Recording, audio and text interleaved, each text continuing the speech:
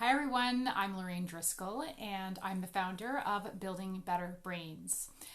I'm hearing a lot and seeing a lot on Facebook with parents who are really overwhelmed with, obviously people are really overwhelmed with a lot of stuff right now, but really overwhelmed with homeschooling and the tasks that can involve, or should I homeschool and what should my focus be among all of the other uncertainties and stressors that are going on right now.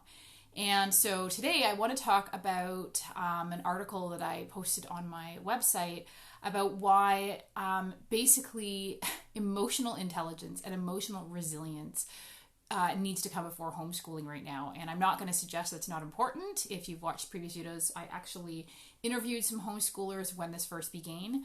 But I also hate to see people feeling like this is what they have to be doing and adding more stress to their plate. I think it's really important right now that we acknowledge what a stressful time this is and that we don't emotionally bypass how we're feeling and pretend that is business as usual, because it's not business as usual. And that we allow ourselves to feel the grief and the anger or the frustration or the disappointment or that terrible feeling of anxiety of what's going to happen and when is this going to end. To allow ourselves to process that and to model that to our own children so that they are better at handling crises and challenges and so forth. Because there are a lot of major stressors going on, right? Whether it's job loss, job uncertainty, the fear of a loved one becoming ill, all of that stuff. There's just so many questions. When is this going to end? What's going to happen? How is this going to change things? How do I homeschool? And we are all in survival mode right now. Like, I think as an entire planet, we're all in survival mode in a way that we have not been probably since like World War II. And kids feel that. They pick up on that. And, that I think needs to be our first concern, is building emotional resilience and checking in to see if they really are okay. And we have to be careful of how we ask that, because kids process things differently and might even think that they are okay, and then they're acting differently and so forth. So definitely, I'm not saying not to homeschool. Obviously, I've shared information on homeschooling, and I'm going to continue to do that as an educator. But I think that we need to determine what is the emotional health of our family first before we dive into anything else. We definitely need to be focusing on emotional intelligence and emotional resilience. And, I see this whole experience, if you want to call it so many other things, as an opportunity. It truly is an opportunity to teach our children how to make lemons out of lemonade. And I'm not trying to sound cheesy or corny or whatever, but this is an opportunity to model the practices that we want our children to have when they face challenges and crises, whether it's as children, whether that's as teens, and whether that's in adulthood. And modeling to them and showing them how we can manage our emotional responses, how we can take care of our emotional body, how we can maintain a strong nervous system. And I want to be clear that emotional resilience is not pretend positivity. So it's okay to totally acknowledge that this absolutely sucks. All these things have happened. For some people, they're going through heartbreaking experiences. And that we can make the best of it.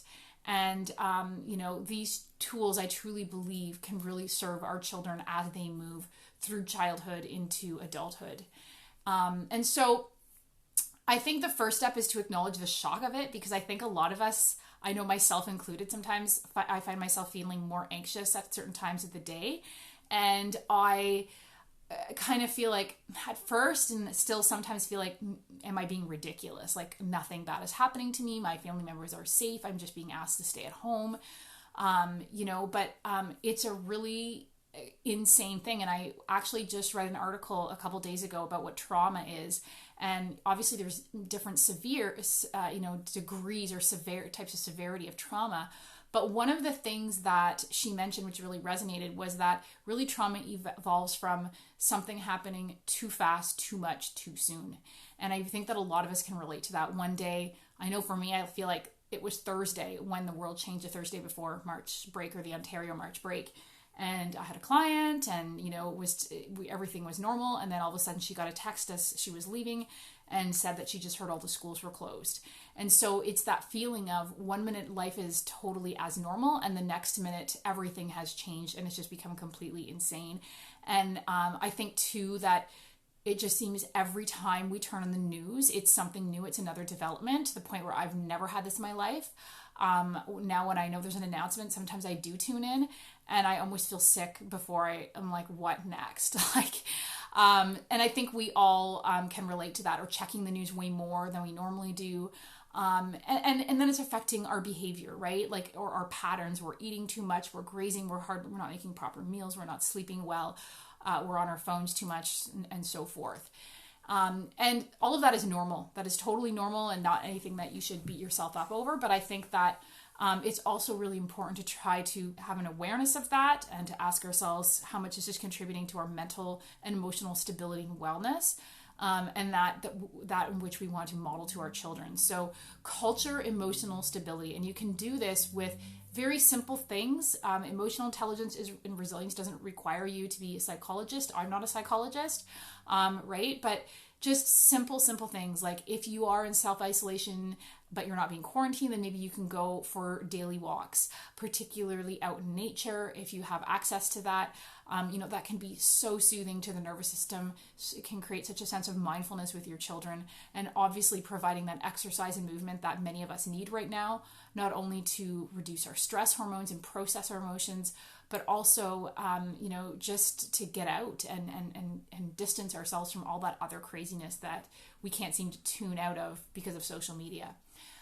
Checking in with your kids, and that requires doing a little bit more than just saying, are you feeling okay? Because kids sometimes won't share, or they're not aware. One way that I learned from a friend who's a psychologist, that you can find out how your younger children are doing, if they're still in that age when they're playing games, is to watch what their games are about. So that was a huge eye-opener for me whenever I started paying attention, whenever my daughter was playing with her Benums or her Barbies or whatever, what she was playing about. So if you notice that your kids' play has become more stressful, and that they're talking about, the pandemic or whatever's going on, it doesn't mean you have to intervene, but it can just give you an awareness that that play is the way that children process emotions, because they can't call a friend and vent. They don't have the emotional vocabulary and awareness and intelligence to do that. Other things you can do is ask your child to journal, right?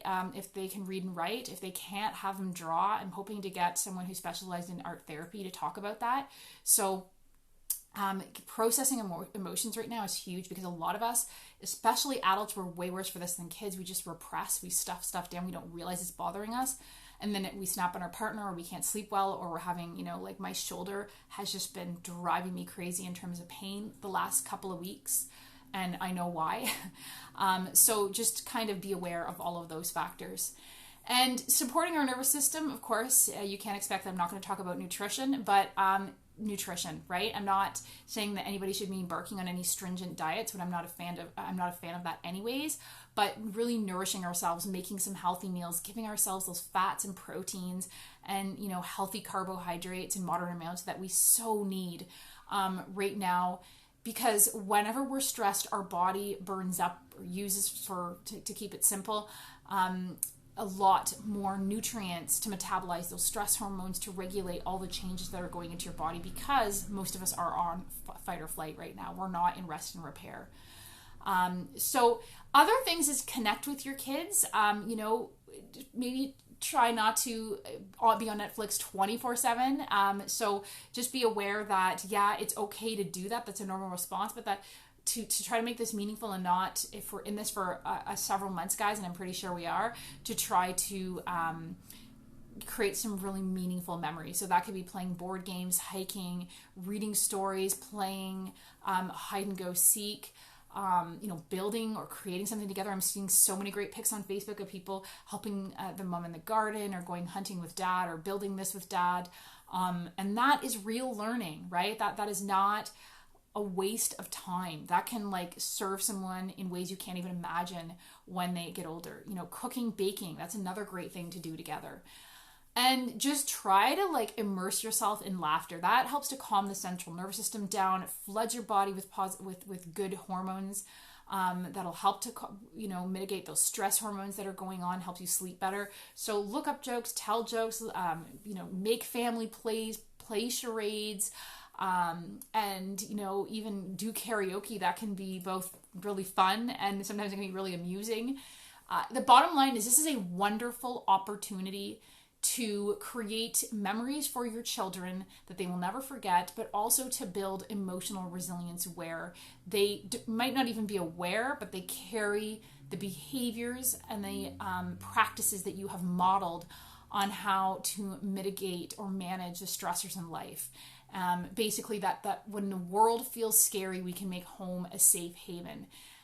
We can teach them to build a place inside of them that's safe, or to create a safe space in their home where, they can, grieve and cry and be frustrated and all of that stuff, but also where they can recharge and reconnect. So all I can say is that emotional fortitude is the most important lesson, the most important type of schooling that you can give your child right now. Anything else is just extras. Thanks for listening.